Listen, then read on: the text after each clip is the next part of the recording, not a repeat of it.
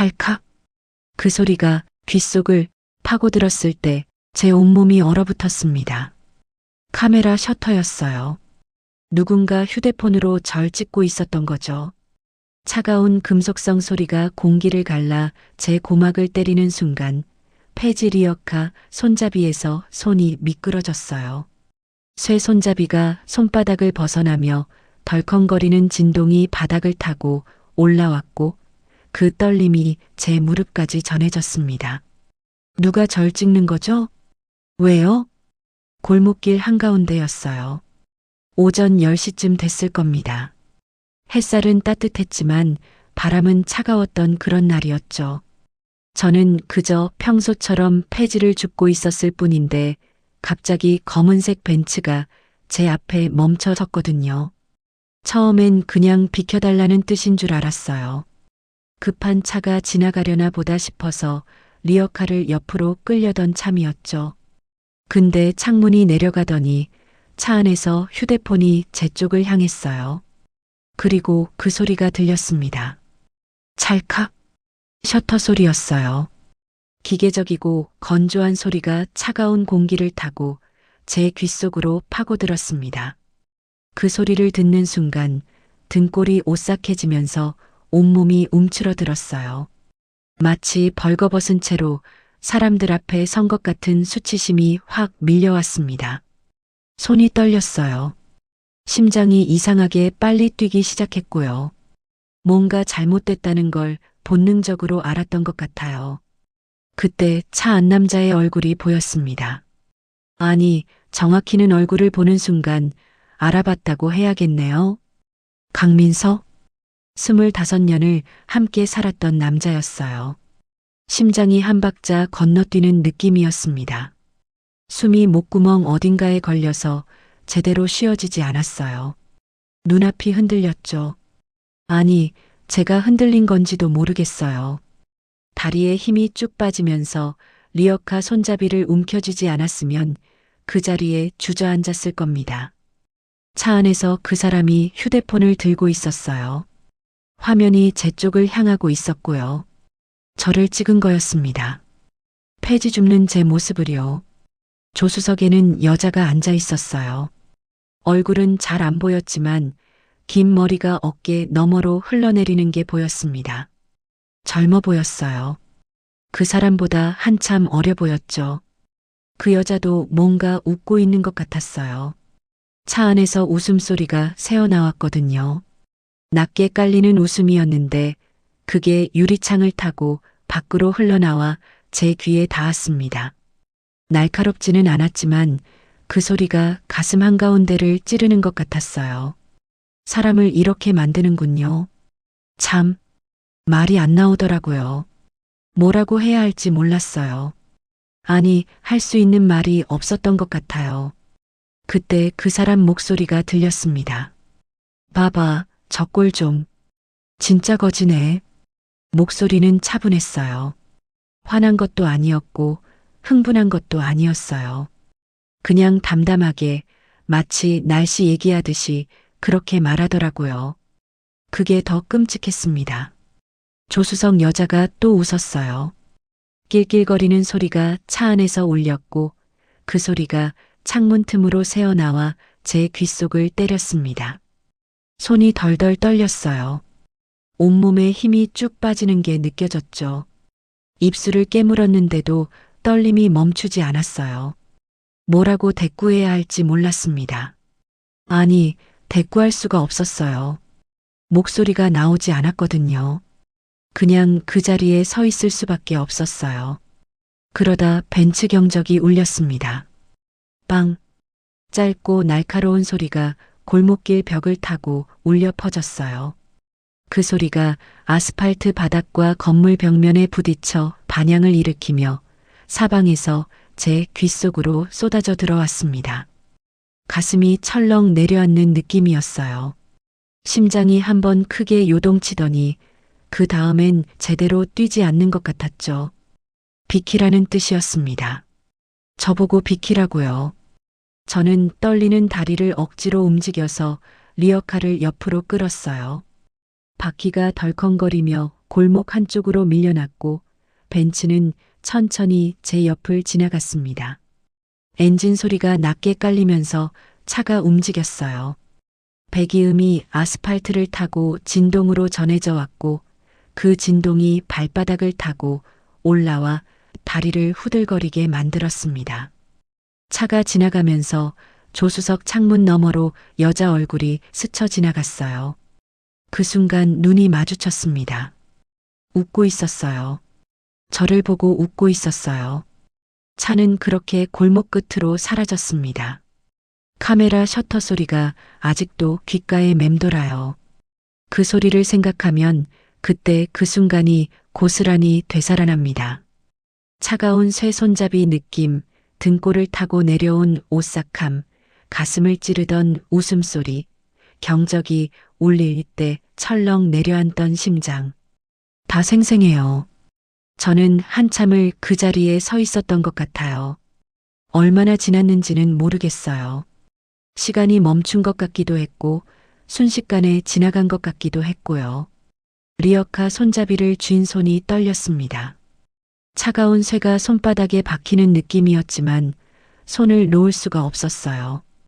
그걸 붙잡고 있지 않으면 쓰러질 것 같았거든요. 다리에 힘이 없었어요. 무릎이 꺾일 것 같았죠. 그래도 어떻게든 버텨야 했습니다. 여기서 주저앉을 수는 없었으니까요. 사람들이 지나다니는 골목길 한가운데였어요.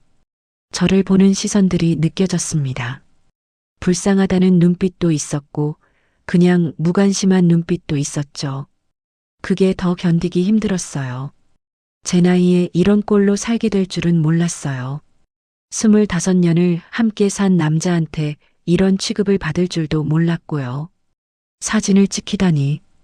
폐지 줍는 제 모습을요. 그것도 새 여자 앞에서요. 가슴속에서 뭔가 뜨거운 덩어리가 치밀어 올랐습니다. 분노였는지 억울함이었는지 수치심이었는지 모르겠어요. 아마 다 섞여 있었을 거예요. 그냥 눈물이 날 것 같았어요. 하지만 울 수는 없었습니다. 여기서 울면 정말 끝인 것 같았거든요. 그날 밤 눈을 감아도 그 웃음소리가 들렸어요. 그리고 카메라 셔터 소리가 귓속을 파고들었죠. 잠이 안 왔습니다. 이 이야기를 하려면 처음으로 돌아가야 할 것 같아요. 어디서부터 잘못된 건지, 제가 뭘 놓친 건지 말씀드려야 할 것 같아요. 25년 전으로요. 그때는 정말 몰랐어요. 그 사람이 어떤 인간인지, 제 명의로 뭘 하고 다녔는지, 저를 어떻게 생각하고 있었는지. 저는 그저 좋은 아내라고 믿었죠. 참 우습죠? 25년 전 그 사람과 결혼했을 때만 해도 행복했어요. 아니, 행복하다고 믿었던 것 같아요. 신혼집은 작은 투룸 빌라였습니다. 전셋집이었죠. 그래도 제 살림을 처음 차려본 집이었으니까 그때는 그게 세상에서 제일 좋은 집 같았어요. 아침마다 밥을 짓고 국을 끓이고 반찬을 담아냈습니다. 그 사람이 출근하기 전에 따뜻한 밥을 먹이고 싶었거든요. 신혼이니까 그래야 하는 거라고 생각했어요. 식탁에 마주 앉아서 아침을 먹던 시간이 좋았습니다. 햇살이 작은 창문으로 들어왔어요. 따뜻했죠. 밥 짓는 냄새가 집 안가득 퍼졌고 김치찌개 끓는 소리가 작게 들렸습니다. 평범한 아침이었지만 그게 참 좋았어요. 밥 맛있네. 역시 집밥이 최고야. 그 사람이 그렇게 말했을 때 제 마음이 뿌듯했던 기억이 나요. 제가 한 음식을 맛있게 먹어주는 게 고마웠고 그게 제 역할을 잘하고 있다는 증거 같았거든요. 그때는 그랬습니다. 남편을 잘 섬기고 집안일 잘하는 게 좋은 아내의 도리라고 믿었어요. 도시락을 싸줄까 말까 고민하던 날도 있었어요. 회사 근처에 식당이 많다고 했으니까 굳이 안 싸줘도 될 것 같았거든요. 근데 아침에 일어나서 반찬 몇 가지 담으면 어렵지 않잖아요. 그래서 쌌습니다. 도시락통에 밥 담고 반찬 두세 가지 넣어서 보냈죠. 고마워. 회사에서 잘 먹을게. 그 말 한마디면 충분했어요. 그때가 제일 행복했던 것 같아요. 아무것도 모르고 살던 때였으니까요. 결혼한 지 2년쯤 지났을 때부터 조금씩 달라지기 시작했습니다. 눈에 띄게 달라진 건 아니었어요. 미세한 변화였죠. 말투가 조금씩 퉁명스러워진다거나 집에 늦게 들어오는 날이 잦아진다거나 그런 거요. 처음엔 바쁘니까 그러려니 했어요. 회사 일이 많아졌나 보다 싶었죠. 그러던 어느 날 그 사람이 제 통장을 달라고 했습니다. 통장 나한테 줘봐. 내가 관리하는 게 낫겠어. 갑작스러웠어요. 저도 일을 하고 있었거든요. 파트타임이긴 했지만 제 월급이 들어오는 통장이었어요. 제가 쓰던 통장인데요. 왜요? 물어봤죠. 가장이 돈 관리하는 게 당연하잖아. 당신 혼자 쓰면 새는 데가 많아. 그 말을 듣는 순간 왠지 모르게 불안했어요. 가슴 어딘가가 서늘해지는 느낌이었죠. 손끝이 차가워졌고 목구멍이 막히는 것 같았어요. 근데 뭐라고 말해야 할지 몰랐습니다. 남편 말이 틀린 것 같지도 않았고 제가 돈 관리를 못하는 것도 아닌데 왜 그러는지 이해가 안 갔지만 그렇다고 싸우고 싶지도 않았어요. 그래서 줬습니다. 통장을요. 그 사람이 통장을 가져간 날 밤에 잠이 잘 안 왔어요. 뭔가 잘못됐다는 생각이 머릿속을 맴돌았거든요. 근데 그게 뭔지는 몰랐어요. 그냥 막연한 불안이었죠. 이후로 저는 용돈만 받았습니다. 한 달에 30만 원씩이요. 생활비로는 넉넉하지 않았지만 그래도 참 아껴 썼어요. 남편한테 돈 더 달라는 소리 하기 싫었거든요. 제 나이에 남편한테 용돈 받는 게 이상하다는 생각은 들었어요. 근데 다들 그렇게 산다고 하더라고요. 가장이 돈 관리하는 게 맞다고요. 그러니까 저도 그러려니 했죠. 그게 첫 번째 신호였던 것 같아요. 결혼 3년째 되던 해였을 거예요. 그 사람이 어느 날 서류 묶음을 들고 왔습니다. 두툼한 봉투였어요. A4 용지가 한 뭉치는 들어 있었죠. 여기 사인 좀 해줘. 뭐냐고 물으니까요. 세금 관련된 거야. 부부 공동 명의로 해야 세금 혜택 받는 게 있어. 서류를 펼쳐서 보니까 한자도 많고 복잡한 문구가 빼곡했어요. 무슨 말인지 하나도 모르겠더라고요. 이게 정확히 뭔데요? 물어봤죠. 그냥 형식적인 거야. 은행에서 요구하는 서류고 사인만 해주면 돼. 내가 다 알아서 처리할게. 말투가 약간 짜증 섞인 것 같았어요. 귀찮다는 표정이었죠. 그래서 더 물어보기가 어려웠습니다. 저는 그 서류를 제대로 읽지도 않고 사인을 했어요. 도장을 꺽 찍었죠. 종이 넘기는 소리가 작게 들렸습니다. 뭔가 두툼한 종이가 공기를 가르며 마찰음을 냈고 그 소리가 조용한 거실에 울렸어요. 왠지 그 소리가 기분 나빴던 기억이 나요. 근데 왜 그랬는지는 몰랐습니다. 그냥 불안했어요. 손끝이 차갑게 식는 느낌이었고 볼펜을 쥔 손이 미세하게 떨렸어요.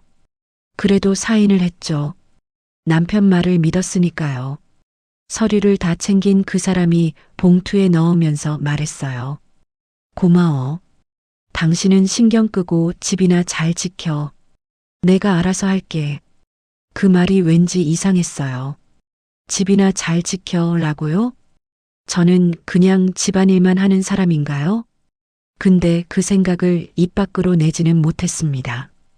괜히 싸우는 것처럼 보일까 봐요.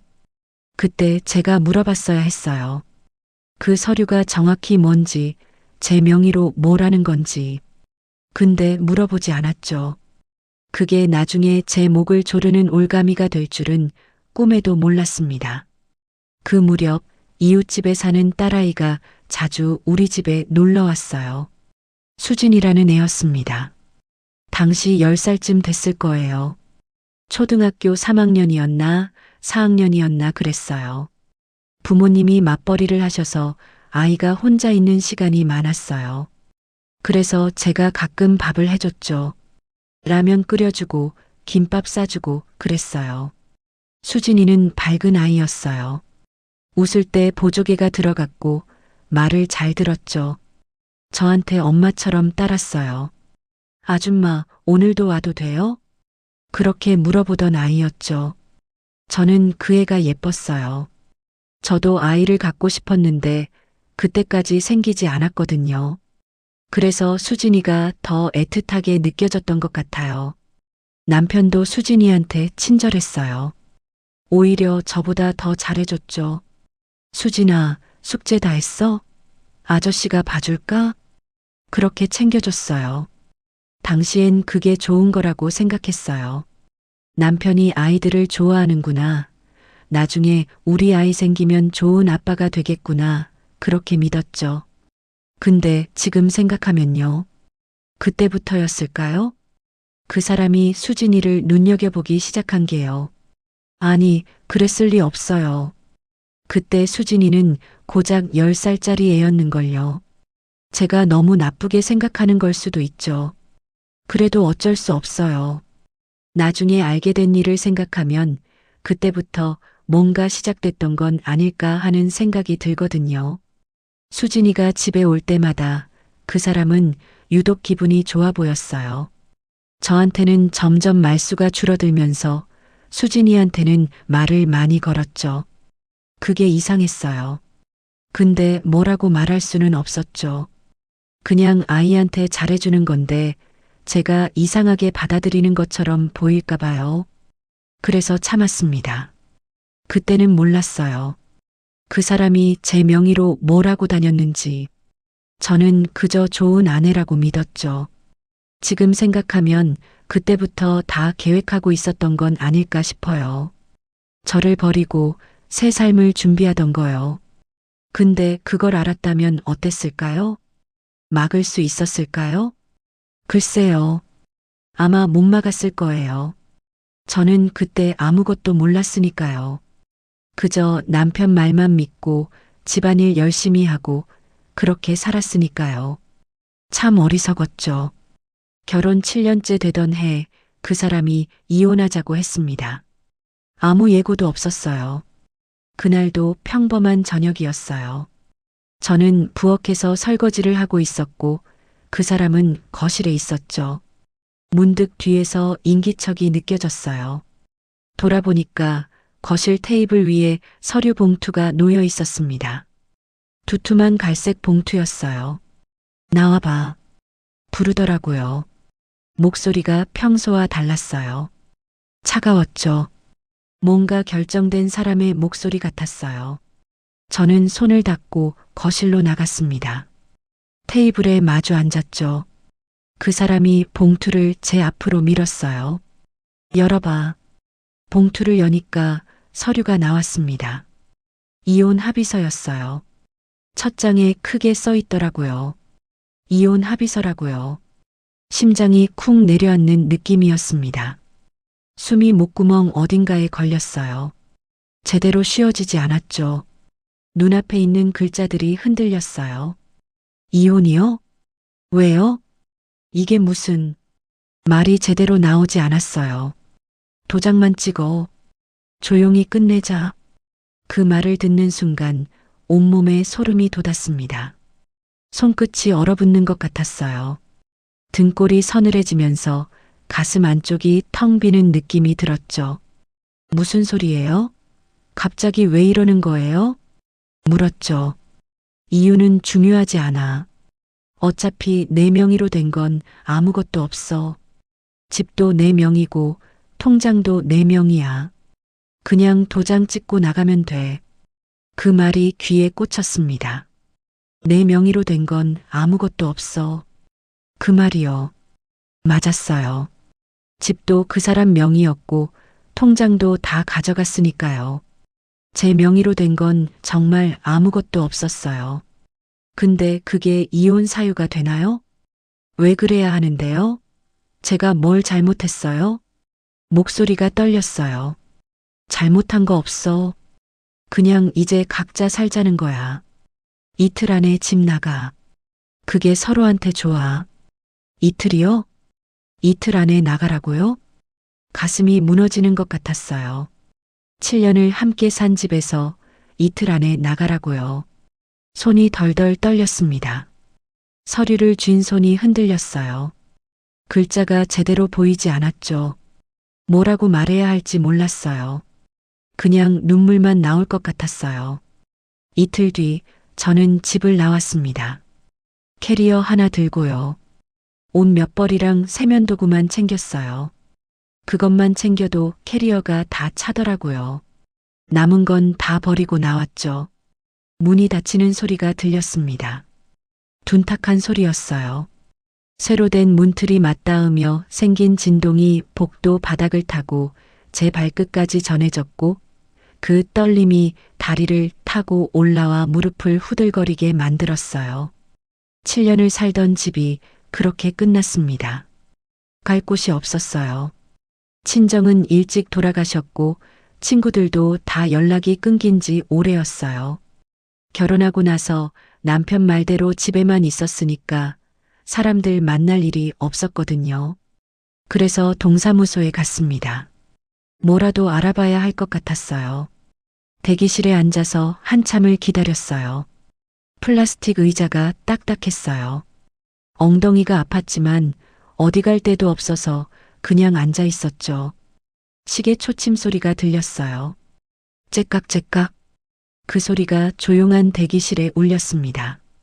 한참 뒤에 제 차례가 왔어요. 서류를 떼러 왔다고 했죠. 제 명의로 된 게 있는지 확인하고 싶다고요. 직원이 컴퓨터를 두드렸어요. 키보드 소리가 타닥타닥 났죠. 그러다 직원 표정이 이상해졌어요. 혹시 이거 아세요? 화면을 돌려서 보여줬어요. 부채 내역이었습니다. 제 명의로 되어 있었어요. 1,000만 원이 넘었어요. 1,200만 원쯤 됐나요? 손이 떨렸습니다. 화면에 찍힌 숫자들이 흔들렸어요. 눈을 감았다 떴는데도 그 숫자는 그대로였어요. 이게 뭐예요? 저 이런 거 모르는데요. 명의가 고객님으로 되어 있네요. 보증인으로도 서명하셨고요. 명의가 저로 되어 있다고요? 보증인이라고요?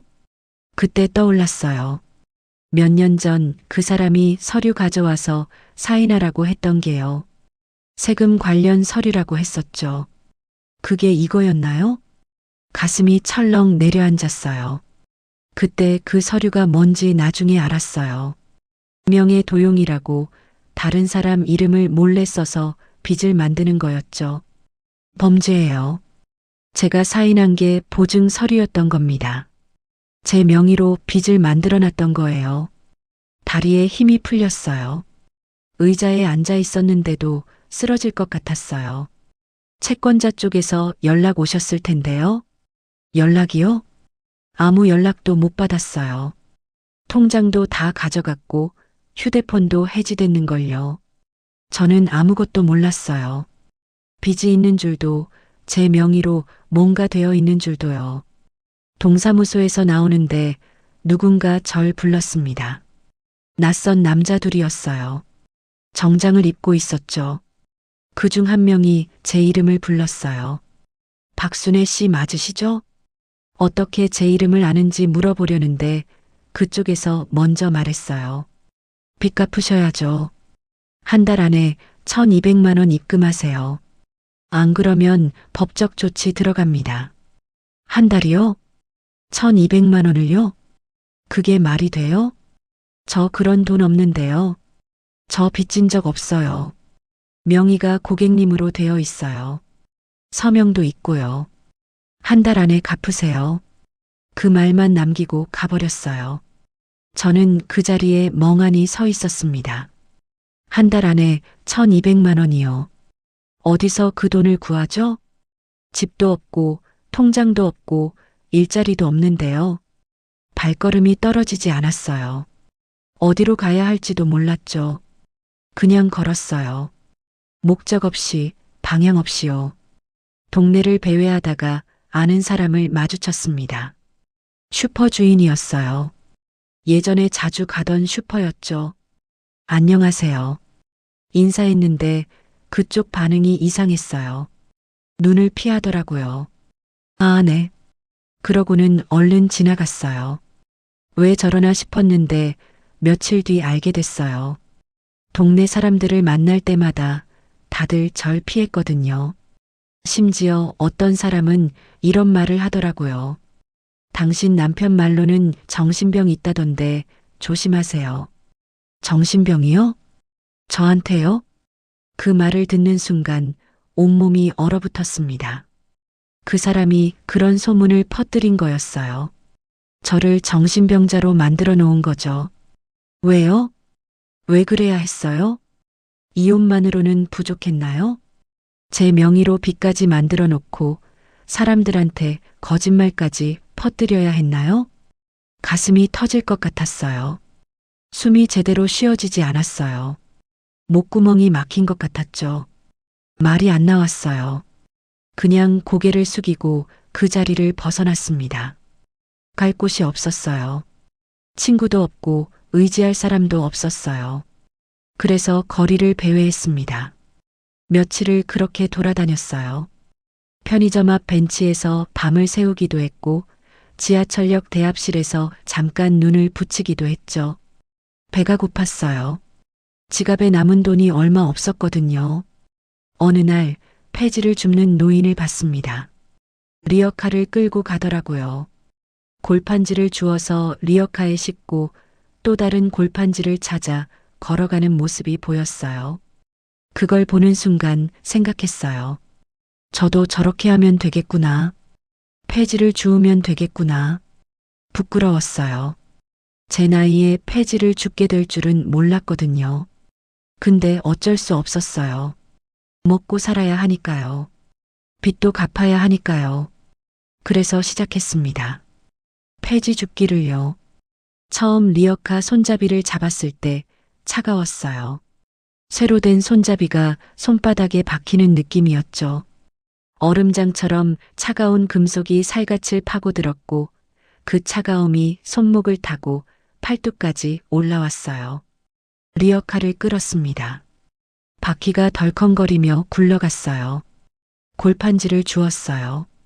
버려진 박스를 리어카에 실었죠. 그렇게 하루를 보냈어요. 저녁에 고물상에 가서 팔았더니 2,000원을 줬어요. 하루 종일 주워서 2,000원이요. 그래도 어쩔 수 없었어요. 이게 제가 할 수 있는 일이었으니까요. 그렇게 저는 폐지를 줍게 됐어요. 아침 일찍 일어나서 동네를 돌아다니며 골판지와 폐지를 주었습니다. 리어카가 다 차면 고물상에 가서 팔고 그 돈으로 하루를 버텼어요. 하루 2,000원, 3,000원씩이요. 그게 제 삶이 됐습니다. 7년 전만 해도 행복한 신혼이었는데요. 이제는 폐지를 줍는 사람이 됐어요. 참 사람 인생이 한순간에 무너지는구나. 그렇게 느꼈습니다. 그날 아침은 다른 날과 똑같았어요. 해가 뜨기 전에 일어났습니다. 시계를 보니까 새벽 5시 반쯤 됐더라고요. 고시원 방에서 나와서 리어카를 끌고 동네로 나갔어요. 아직 어두웠죠. 가로등 불빛만 골목길을 비추고 있었어요. 리어카 손잡이를 잡으니까 차가웠습니다. 언제나처럼요. 쇠가 손바닥을 파고드는 느낌이었지만 이제는 익숙해졌어요. 바퀴가 덜컹거리며 굴러갔어요. 골목을 돌아다니며 골판지를 주었습니다. 편의점 뒤편에 박스가 쌓여 있었고 식당 옆 골목에 신문지가 묶여 있었어요. 하나씩 주워서 리어카에 실었죠. 평범한 아침이었어요. 바람이 차가웠어요. 옷깃을 여몄는데도 목덜미로 바람이 파고들었죠. 손끝이 시렸어요. 그래도 계속 걸었습니다. 리어카를 끌고 폐지를 주우며 골목을 돌아다녔어요. 오전 9시쯤 됐을 때 슈퍼 앞을 지나게 됐습니다. 그 슈퍼는 예전에 자주 가던 곳이었어요. 결혼했을 때 장 보러 다니던 곳이었죠. 주인 아주머니가 밖에 나와 계셨어요. 저를 보더니 손짓을 했어요. 잠깐만요, 박 씨. 부르더라고요. 웬일인가 싶어서 리어카를 세웠어요. 슈퍼 앞에 섰습니다. 가슴이 두근거렸어요. 왠지 불길한 예감이 들었거든요. 슈퍼 주인이 망설이는 것 같았어요. 뭔가 말하려다 입을 다물기를 반복했죠. 그러다 결국 말했습니다. 이거 당신이 봐야 할 것 같아서요. 휴대폰을 꺼내더니 화면을 제게 보여줬어요. 화면에 사진이 떠 있었습니다. 폐지를 줍는 사람 사진이었어요. 리어카를 끌고 허리를 숙여서 골판지를 줍는 모습이요. 얼굴이 보였어요. 제 얼굴이었습니다. 심장이 멎는 것 같았어요. 숨이 멈췄어요. 눈앞이 캄캄해지는 느낌이었죠. 귀가 먹먹해졌어요. 손이 떨렸습니다. 휴대폰 화면을 보는 제 손이 부들부들 떨렸어요. 이게 뭐예요? 누가 절 찍은 거예요? 제가 우연히 본 건데요. 수진이 휴대폰에 있더라고요. 수진이요? 이웃집 딸 수진이요? 네. 수진이가 며칠 전에 여기 왔었어요. 휴대폰으로 뭔가 보여주면서 웃더라고요. 근데 제가 화면을 힐끗 봤는데 이 사진이 보이더라고요. 그 말을 듣는 순간 온몸에 소름이 돋았습니다. 수진이 휴대폰에 제 사진이 있다고요? 왜요? 슈퍼 주인이 조심스럽게 말했어요. 그리고 수진이가 누군가랑 통화하는 거 들었는데요. 그때 그 아줌마네 근데 지금 저 꼴이야 라고 하더라고요. 그 말이 귓속을 파고들었습니다. 그때 그 아줌마네 저 꼴이야. 가슴이 무너지는 것 같았어요. 수진이가 저를 그렇게 말했다고요? 제가 어렸을 때 밥 해주고 돌봐줬던 그 아이가요? 다리에 힘이 풀렸어요. 리어카 손잡이를 움켜쥐지 않았으면 그 자리에 쓰러졌을 겁니다. 사진 속 제 모습이 처참했어요. 근데 더 끔찍한 건 그걸 찍은 사람이 25년을 함께 산 남편이라는 거였죠. 첫 번째 장면에서 본 바로 그 장면이요. 벤치에서 카메라로 절 찍던 거요. 그 사진을 수진이한테 보낸 거였어요. 왜요? 왜 그래야 했어요? 저를 조롱하려고요? 수진이한테 자랑하려고요? 목구멍이 막혔어요. 숨이 제대로 쉬어지지 않았죠. 슈퍼 주인이 미안한 표정으로 말했어요. 죄송해요. 말씀드려야 할지 말아야 할지 고민했는데 그래도 알려드리는 게 맞을 것 같아서요. 저는 고개를 끄덕였어요. 말이 안 나왔거든요. 슈퍼 주인이 또 말했습니다. 그리고 이것도 보셨어요? 뭔가를 꺼내더라고요. 청첩장이었어요. 고급스러운 종이에 금박이 찍혀 있었죠. 수진이가 결혼한대요. 청첩장 돌리더라고요. 청첩장을 받아들었습니다. 손이 떨렸어요. 펼쳐보니까 이름이 보였어요. 신랑 강민석, 신부 이수진. 눈을 의심했어요. 강민석이요? 제 전 남편이요? 그리고 이수진이요? 그 수진이요? 이웃집 딸이었던 제가 밥 해주고 돌봐줬던 그 아이요? 가슴이 찢어지는 것 같았습니다. 온몸이 떨렸어요. 청첩장 쥔 손이 부들부들 떨렸죠. 이게 진짜예요? 네. 다음 주 토요일이래요. 호텔에서 한대요. 다음 주 토요일이요. 호텔에서요. 수진이와 그 사람이 결혼을 한다고요. 머릿속이 하얘졌어요. 아무 생각도 나지 않았어요. 그냥 멍하니 청첩장을 바라봤죠. 수진이가 몇 살이죠? 지금 38쯤 됐을 거예요. 그 사람은 60 후반이고요. 30살 가까이 차이 나는 사람끼리 결혼을 한다고요. 왜요? 돈 때문인가요? 그 사람이 돈이 있으니까요? 제 명의로 빚 만들어 놓고 재산 다 챙겨서 잘 살았으니까요. 수진이는 그걸 알고 있을까요? 그 사람이 저한테 무슨 짓을 했는지요. 아니, 알고 있겠죠. 폐지 줍는 제 사진을 보면서 웃었다며요. 배신이었습니다. 두 번째 배신이었어요. 남편한테 한 번 당했는데 이제 제가 돌봐줬던 아이한테 또 당한 거예요. 눈물이 날 것 같았어요. 근데 나오지 않았어요. 그냥 가슴이 먹먹했어요. 슈퍼 주인이 조심스럽게 물었어요. 괜찮으세요? 괜찮냐고요? 괜찮을 리가 없죠. 근데 뭐라고 말해야 할지 몰랐어요. 그냥 고개를 끄덕였습니다. 진짜 너무한 사람들이에요. 어떻게 저럴 수가 있어요. 그렇게 말해줬지만 위로가 되지 않았어요. 아무 말도 하고 싶지 않았어요. 그냥 리어카를 끌고 그 자리를 벗어났습니다. 골목을 걷다가 폐지 동료를 만났습니다. 김 씨라는 분이었어요. 70살쯤 되신 분이었죠. 예전에 신문사에서 일했다고 했어요. 기자였대요. 지금은 저처럼 폐지를 줍고 계시지만요. 박 씨, 얼굴이 왜 그래요? 무슨 일 있어요? 물어보더라고요. 저는 그분한테 다 말했어요. 남편이 저를 버렸던 일 명예도용으로 빚을 만든 일 정신병자라고 소문낸 일 그리고 오늘 알게 된 재혼 소식까지요. 김 씨가 들으면서 고개를 저었어요. 그런 인간이 어디 있어요. 참 비열하네요. 그러고는 잠시 생각하더니 말했어요. 박 씨, 증거 있으면 이긴다는 거 알아요? 증거요? 네. 저 기자 생활 오래 했잖아요. 이런 일은 증거가 있어야 해요. 말로만 하면 누가 믿어요? 근데 증거 있으면 달라져요. 증거라. 저한테 뭐가 있을까요? 녹음 같은 거 있어요? 문자 같은 거요? 그 말을 듣는 순간 떠올랐어요.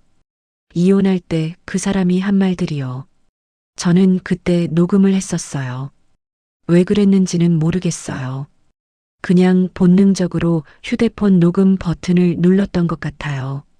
뭔가 기록을 남겨야 할 것 같았거든요. 그 파일이 아직 있었어요. 휴대폰에 저장돼 있었죠. 녹음. 있어요. 그럼 됐어요. 그거 증거로 쓸 수 있어요. 상대 동의 없어도 제 목소리 있으면 증거로 쓸 수 있대요. 정말요? 네. 법적으로 인정된대요. 그리고 명예 도용한 것도 증거 있죠? 서류 있잖아요. 서류요. 맞아요. 동사무소에서 받은 부채 서류가 있어요. 그럼 가세요. 어디요? 결혼식이요. 가서 다 까발려요. 그 인간이 무슨 짓 했는지 하객들 앞에서 다 말하는 거예요. 결혼식이에요?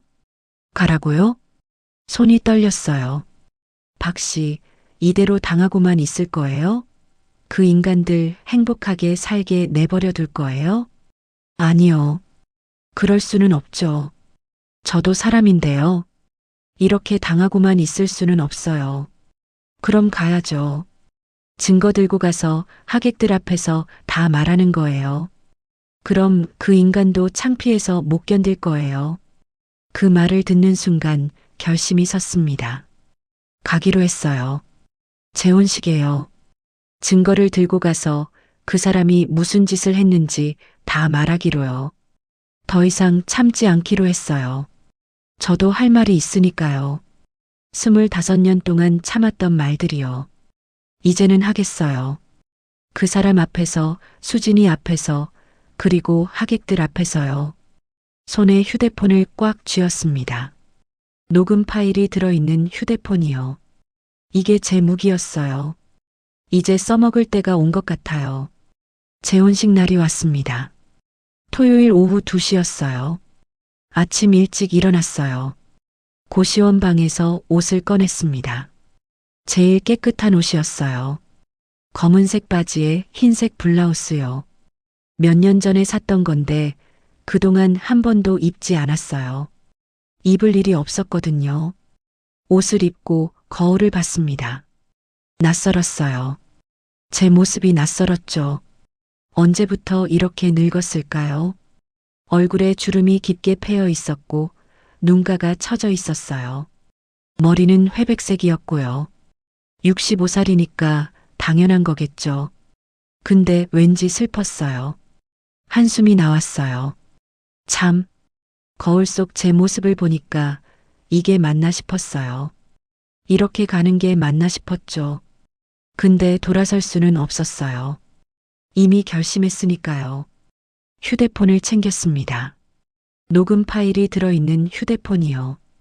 그리고 동사무소에서 받은 서류도 가방에 넣었어요. 증거였어요. 이걸 들고 가는 거예요. 고시원 문을 나서며 리어카 손잡이를 마지막으로 쥐었습니다. 차가웠어요. 언제나처럼요. 근데 오늘은 이걸 잡지 않아도 될 것 같았어요. 이상하게 마음이 차분했어요. 두렵지 않았어요. 떨리지도 않았고요.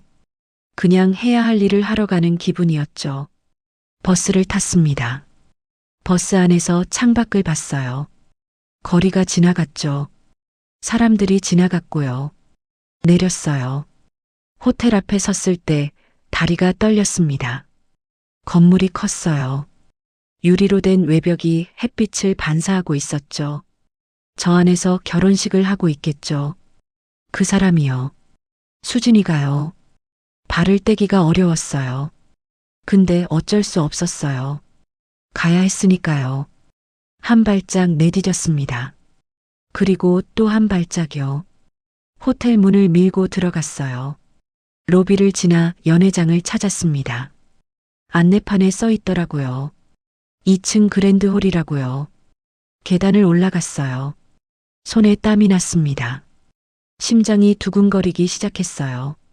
가슴 안쪽이 조여드는 느낌이었죠. 2층에 도착했어요. 복도 끝에 큰 문이 보였습니다. 그랜드홀이라고 써 있었어요. 문 앞에 섰습니다. 손을 뻗어 손잡이를 잡았어요. 차가웠어요. 금속 손잡이가 손바닥에 박히는 느낌이었죠. 숨을 들이마셨어요. 내쉬었고요. 그리고 문을 밀었습니다. 문이 열렸어요. 안에서 소리가 쏟아져 나왔습니다. 웅성거림이었어요. 수십 명의 하객들이 소곤거리는 소리가 겹쳐서 들렸죠. 그 소리가 높은 천장에 부딪혀 반사되면서 압박감을 만들어냈어요. 귀가 먹먹해지는 느낌이었습니다. 숨이 막혔어요. 가슴이 조여들었죠. 근데 멈출 수는 없었어요. 안으로 들어갔습니다. 발을 내디딘 순간 소리가 멈췄어요. 하객들이 일제히 저를 봤습니다. 수십 개의 시선이 제게 쏠렸어요. 온몸이 얼어붙는 느낌이었습니다. 숨이 멎을 것 같았어요. 귀가 윙윙거렸죠. 단상을 봤어요. 거기 서 있었어요. 강민석이요. 웨딩드레스 입은 수진이가요. 둘 다 저를 보고 있었어요. 수진이 얼굴이 굳었어요. 강민석은 당황한 표정이었죠. 연회장 문을 밀고 들어가는 순간 떨렸어요. 근데 이번엔 두려움이 아니었어요. 분노였죠. 앞으로 걸었습니다. 한 걸음, 두 걸음요. 하객들 사이를 지나갔어요. 웅성거림이 다시 시작됐어요. 낮은 소리로 뭔가 속삭이는 소리들이 들렸죠. 저 사람 누구야? 뭐 하는 사람이야? 그런 소리들이요. 신경 쓰지 않았어요. 그냥 앞으로 걸었습니다. 단상 앞까지 갔어요. 강민석이 제게 말했어요. 당신 여기 왜 왔어? 나가. 목소리가 떨리고 있었어요. 당황한 게 느껴졌죠. 수진이가 제 옆 사람한테 속삭였어요. 저 거지 같은 게 여기 왜 왔어? 경비 불렀어? 그 말이 귓속을 파고들었습니다. 거지 같은 게요. 저를요. 그 순간 뭔가 끊어지는 소리가 들렸어요. 제 안에서요. 참고 있던 뭔가가 툭 끊어졌어요. 손이 떨렸습니다. 근데 두려워서가 아니었어요. 분노였어요. 입을 열었어요. 너희들이 뭔데 남의 인생 짓밟고 웃어? 반말이 튀어나왔어요. 그쪽이 아니라 너희들이라고 했어요. 강민석이 눈을 크게 떴어요. 뭐? 휴대폰을 꺼냈습니다. 녹음 파일을 틀었어요. 스피커에서 목소리가 흘러나왔어요. 거지처럼 살다 죽어. 넌 아무것도 아니야. 연회장이 조용해졌어요. 하객들이 숨죽이고 있었어요. 저는 계속 말했습니다. 25년이었어. 25년을 함께 살았잖아. 짧게 끊어서 말했어요. 근데 너는 뭐야? 날 정신병자로 만들었어. 내 명의로 빚까지 만들어놨어. 1200만 원이야. 1200만 원. 제 목소리가 떨렸어요. 근데 멈출 수가 없었어요. 그리고 새 여자 데리고 폐지 줍는 날 사진 찍었지? 휴대폰을 들어 올렸어요. 슈퍼 주인한테 받은 사진이었어요. 하객들이 웅성거렸어요. 소리가 커졌죠. 유리잔 깨지는 소리가 들렸습니다. 누군가 충격에 잔을 떨어뜨린 거였어요. 유리가 대리석 바닥과 부딪히며 산산조각 나는 소리가 연회장에 울렸죠. 날카로운 파열음이 천장에 반사되면서 모든 소리를 잠시 삼켜버렸어요. 시간이 멈춘 것 같았어요. 모든 소리가 사라졌어요. 그 순간만큼은요. 침묵이 깨졌어요. 하객 중 한 명이 강민석한테 물었어요. 이게 무슨 일이에요? 강민석 얼굴이 새하얗게 질렸어요. 저는 하객들을 돌아봤습니다. 여기 계신 분들 다 보셨죠? 이 사람이 어떤 인간인지요. 서류를 꺼냈어요. 가방에서요. 부채 서류였어요. 이거 보세요. 제 명의로 빚 만든 거예요. 1200만 원이요. 제가 사인한 적 없어요. 속여서 사인받은 거예요. 하객들이 웅성거렸어요. 소리가 점점 커졌죠. 수진이한테 다가갔어요. 수진아, 너 기억나니? 내가 내 밥 해줬잖아. 아플 때 없고 병원 갔잖아. 수진이가 고개를 돌렸어요. 저를 안 보려고요. 근데 저는 멈추지 않았어요. 그런데 지금 넌 뭐 하는 거야? 그 인간이랑 결혼해? 내 인생 망친 인간이랑? 목소리가 떨렸어요. 여러분, 이게 정의로운 겁니까? 이게 맞는 겁니까? 하객들이 저를 봤어요. 어떤 사람은 고개를 끄덕였어요. 어떤 사람은 강민석을 노려봤죠. 강민석이 소리쳤어요. 나가, 당장 나가. 목소리가 떨렸어요. 다급했죠. 근데 저는 움직이지 않았어요. 하객 중 한 명이 강민석한테 다가갔어요. 정장 입은 남자였어요. 회사 동료처럼 보였죠. 강 이사님, 이게 무슨 일입니까? 설명 좀 해주시죠. 강민석이 말문이 막힌 것 같았어요. 저는 그 남자한테 말했어요. 명예 도용한 거 다 증거 있어요. 경찰 갈래요? 아니면 여기서 정리할래요? 강민석 얼굴이 창백해졌어요. 손이 떨리고 있었어요. 얼마면 돼? 그 말을 듣는 순간 웃음이 나올 뻔했어요. 이제 와서 돈 얘기를 하네요. 돈도 돈이지만요. 사과부터 해. 여기 하객들 앞에서요. 강민석이 떨리는 목소리로 말했어요. 미안하다. 그게 다예요? 제대로 해. 뭐가 미안한 건데? 강민석이 고개를 숙였어요. 내가 잘못했다. 당신한테 너무 심하게 했다. 이제야 사람 목소리를 내네요. 25년 만에요. 가슴이 뭉클했어요. 근데 눈물은 안 났어요. 그냥 후련했어요. 처음으로요. 수진이는 아무 말도 안 했어요. 그냥 고개만 숙이고 있었죠. 하객들이 웅성거렸어요. 누군가 수군거리는 소리가 들렸어요. 저런 사람이랑 결혼을 해? 말도 안 돼. 그런 소리들이요. 저는 돌아섰습니다. 할 말은 다 했어요. 연회장을 나왔어요. 복도로 나오니까 다리에 힘이 풀렸습니다. 벽에 기댔어요. 그러다 주저앉았죠. 벤치가 있었는데 거기까지 갈 힘이 없었어요. 그냥 복도 바닥에 앉았어요. 온몸이 떨렸어요. 손이 부들부들 떨렸고 다리도 후들거렸어요. 근데 눈물은 안 났어요. 그냥 후련했어요. 가슴이 뻥 뚫린 것 같았죠. 안에서 웅성거리는 소리가 들렸어요. 하객들이 뭔가 얘기하고 있는 것 같았어요. 근데 이제 신경 안 썼어요. 저는 할 말 다 했으니까요. 그 사람들이 어떻게 되든 이제 상관없었어요. 복도에 앉아서 한참을 그렇게 있었습니다. 숨을 고르며요. 심장이 천천히 진정되는 걸 느꼈어요. 손떨림도 점점 가라앉았고요. 일어섰어요. 다리가 휘청거렸지만 어떻게든 서 있을 수 있었어요. 호텔 밖으로 나갔습니다. 햇빛이 눈부셨어요. 따뜻했죠. 바람이 불었어요. 제 얼굴을 스치고 지나갔어요. 이상하게 눈물이 날 것 같았어요. 근데 참았어요. 이제 울 일은 없으니까요. 버스 정류장으로 걸어갔습니다. 걸으면서 생각했어요. 이제 어떻게 되려나? 그 사람이 돈을 줄까요? 글쎄요. 주면 좋고 안 주면 어쩔 수 없죠. 근데 적어도 사과는 받았어요. 하객들 앞에서요. 그것만으로도 충분했어요. 제가 원했던 건 돈이 아니었으니까요. 인정이었어요. 제가 당한 게 맞다는 걸요. 제가 잘못한 게 아니라는 걸요. 그걸 인정받고 싶었어요. 그리고 오늘 받았어요. 며칠이 지났습니다. 고시원 방에 돌아와서 평소처럼 지냈어요.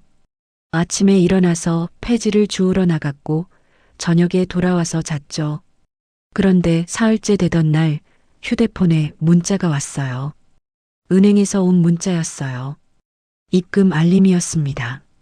심장이 쿵 했어요. 화면을 봤어요. 1,500만 원이 입금됐더라고요. 손이 떨렸습니다. 1,500만 원이요. 제 빚이 1,200만 원이었으니까 남는 게 300만 원이었어요. 전부는 아니었지만 충분했어요. 빚을 갚을 수 있었고 조금 남았으니까요. 가슴이 뭉클했어요. 눈물이 날 것 같았지만 참았어요. 그냥 휴대폰을 꽉 쥐고 한참을 그렇게 앉아 있었습니다. 다음 날 은행에 갔어요. 채권자들한테 연락해서 빚을 갚았습니다. 1,200만 원 전부요. 은행 직원이 서류를 건네줬어요. 완납 확인증입니다. 이제 빚 없으세요. 그 말을 듣는 순간 가슴이 뻥 뚫리는 것 같았어요. 빚이 없어요. 이제요. 7년 동안 짓눌려 살았던 빚이 사라진 거예요. 은행 밖으로 나왔어요. 햇빛이 따뜻했어요. 바람도 부드러웠죠. 왠지 세상이 다르게 보였어요. 어제까지는 빚쟁이였는데 오늘은 아니었으니까요. 손에 남은 돈이 300만 원 조금 넘었어요. 적은 돈은 아니었죠. 이걸로 뭘 할 수 있을까요? 방을 얻을 수 있을까요? 생각해 봤어요. 고시원이 아니라 작은 원룸이라도 얻을 수 있으면 좋겠다고요. 발걸음이 가벼웠습니다. 오랜만에 그런 기분이었어요. 그날 오후 폐지 동료 김 씨를 만났어요. 박 씨, 어떻게 됐어요?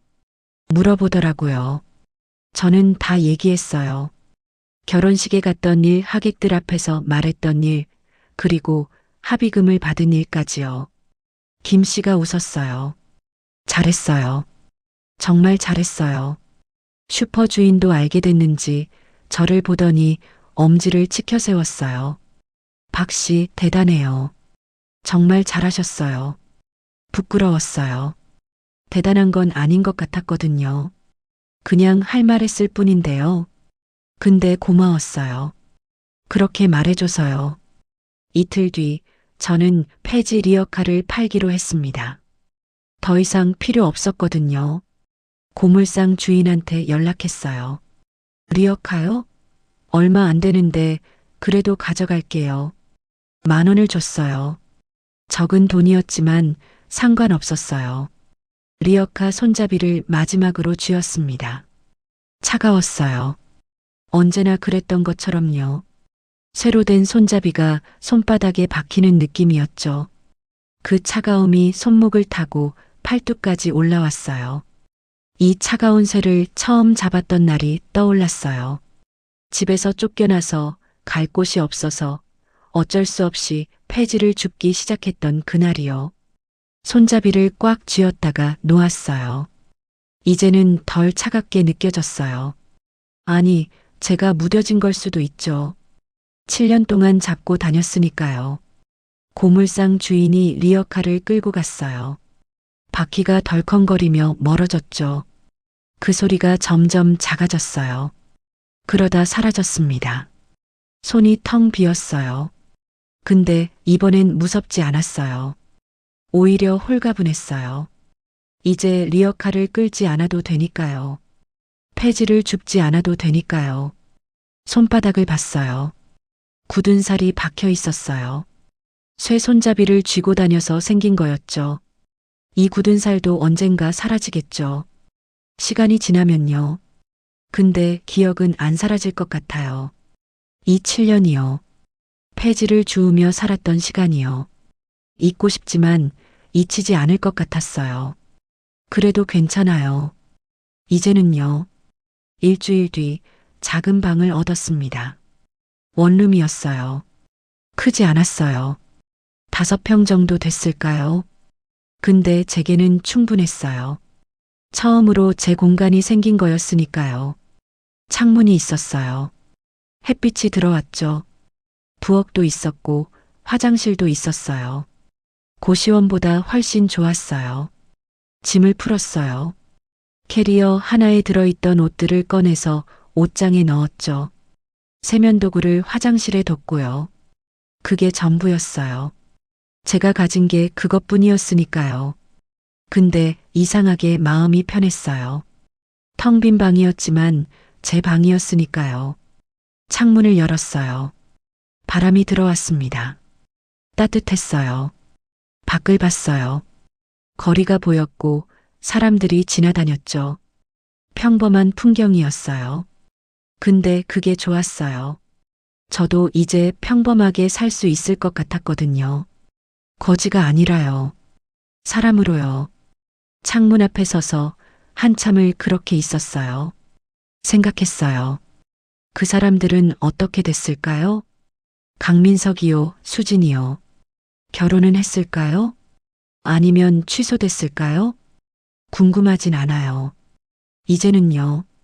그 사람들이 어떻게 되든 제 삶이랑은 상관없으니까요. 저는 이제 제 이야기를 살 거예요. 제 인생을요. 누가 뭐라 하든 제가 선택한 길을 가려고요. 다시는 누군가한테 끌려다니지 않을 거예요. 제 명의로 뭔가 하게 내버려 두지도 않을 거고요. 이제는 제가 주인이에요. 제 인생이요. 창밖을 보며 미소가 지어졌어요.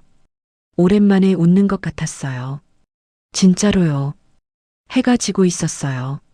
노을이 하늘을 물들이고 있었죠. 붉은 빛이 방 안으로 들어왔어요.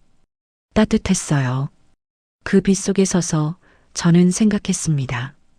이제 시작이에요. 정말로요. 손이 텅 비었지만 이번엔 무섭지 않았어요.